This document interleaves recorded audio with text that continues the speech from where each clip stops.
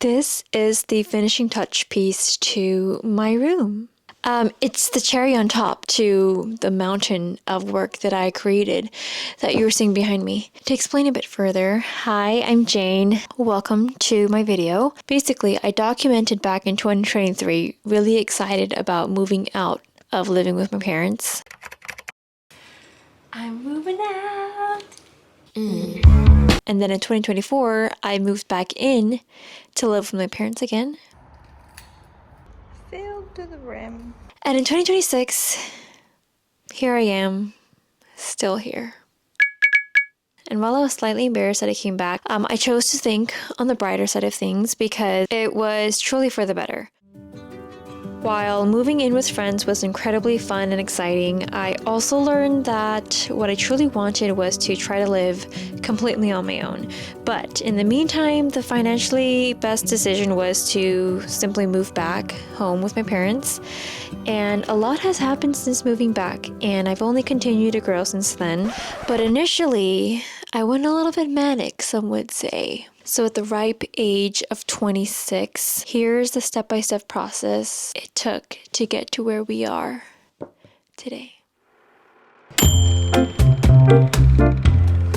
So honestly, I was pretty excited to move back home, mainly because my mom decided to swap rooms with me. So she allowed me to get the master room instead of my old room. So I gladly accepted. So I moved out of my old room and I moved across the hall to this room.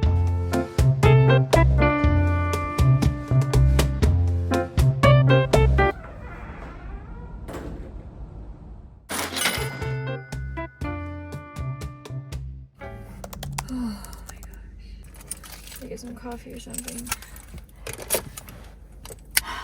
Look at the sight. Look at my passenger, my backseaters. Freaking take up way too much space. My goodness.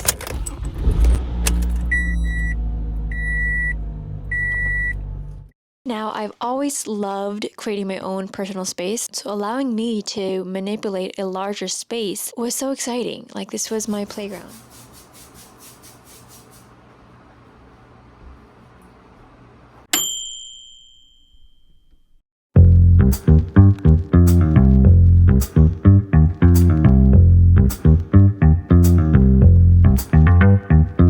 So I started by repainting the walls of the room, which are just white, and then I began on the layout of the room. So because the master bedroom was quite long, I decided to create the illusion of a mini studio. So I sectioned the room into 3 spaces: my workspace, a living room space, and then my bedroom space. Now, I felt that in order to create that vision, I needed to get 4 things. I didn't need to, but I wanted to, and so I did. So this is a picture of how my parents had their room set up. And this is a twin mattress that we had for years, but we didn't want to get rid of. So I decided to try to disguise it as a couch by getting a daybed frame.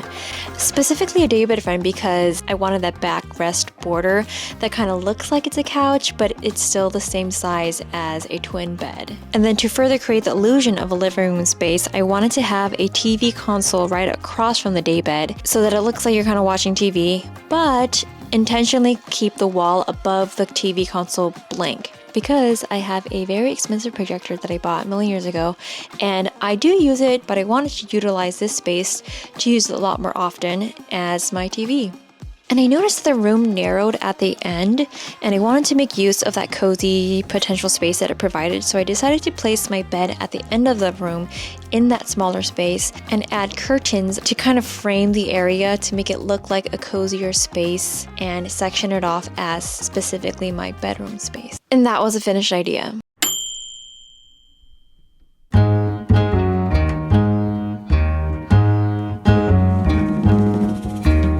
I obviously didn't want to spend too much on this room makeover, but I also wanted to find timeless quality pieces that I would be able to use for a long time. So kind of tough to figure out the budget when you don't really want cheap things, but you are buying like 4 furniture pieces. Now, I do know there were so many bed frames out there and so many different types, but I knew I specifically wanted the frame to have a soft fabric cover, and I decided that I wanted it to be elevated on some type of legs. Because I wanted to maximize the amount of storage space I could find in a larger room, I intentionally didn't want to add more dead space in addition to adding another piece of furniture into the room. So I went back and forth between getting a daybed frame with a trundle rather than just having it be elevated so I can kind of put things under.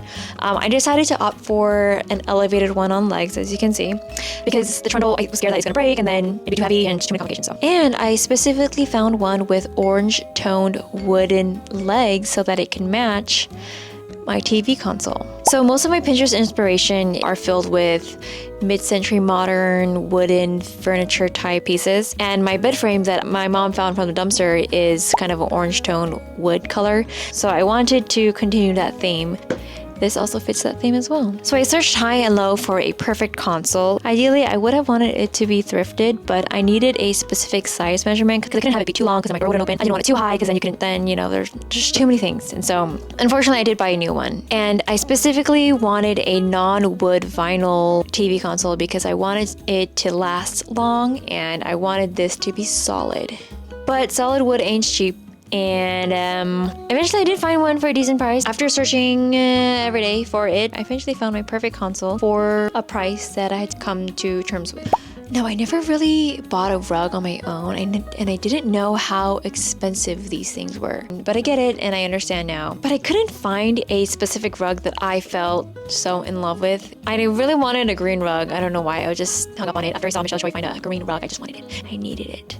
But I couldn't justify the price point for it, especially with the other things that I was buying. So I eventually found one that was cheaper in quality and price, and it ended up being what it was, and it did the job. So to add to the cozy aesthetic, I wanted cream or white colored curtains, and my mom specifically told me to opt for linen textured curtains so that my room wouldn't look so cheap. She wasn't happy with a lot of things I got, but unfortunately linen curtains are also more on the pricey side. But I'm glad that I went with the linen decision because it did live up to its price. So when I finally came to having to build everything, that's when I went full-blown manic.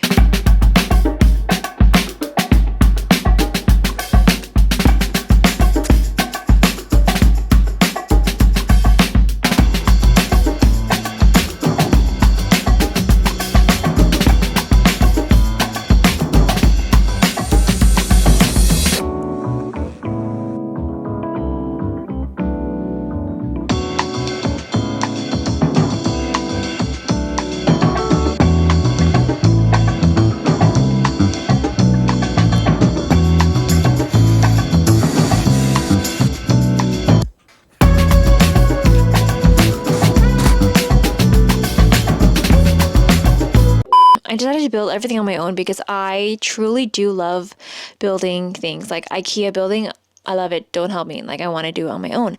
However, the Home Depot of it all with the solid wood was quite tough. This was a different level than IKEA. However, my adrenaline from the joy of making things just would not budge. The ball just kept rolling, and it kept rolling until I was done. And mind you, this was in the heat of a Southern California summer. So I was building everything at like 90 plus degree weather. Long story short, I did it, but I was sore. I had momsal for like a week after. So what is our financial total? I didn't specifically have a budget, but I wanted to keep it like 500. Unfortunately, we did go over, but it already happened. So what could you do? This was 2 years ago. What could you do? Okay. So for the final price for everything, the day bed I found on Home Depot ended up being a whopping $265. And the TV console I also found on Home Depot ended up being $320. The rug I found on Amazon ended up being $75. I also ended up buying a wall shelf to mount the projector on, plus the curtain accessories, plus the curtains ended up being $94. So that brings us to a total of $754 for this whole room makeover.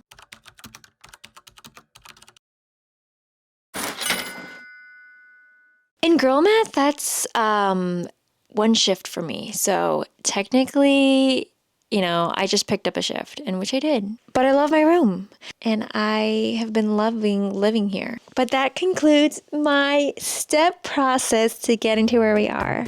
So thank you so much for listening. I will have a room tour, possibly. So what have I been doing while I've been here for the past year and a half? How long has it been? Like 2 years? Almost 2 years. I've been living a great life.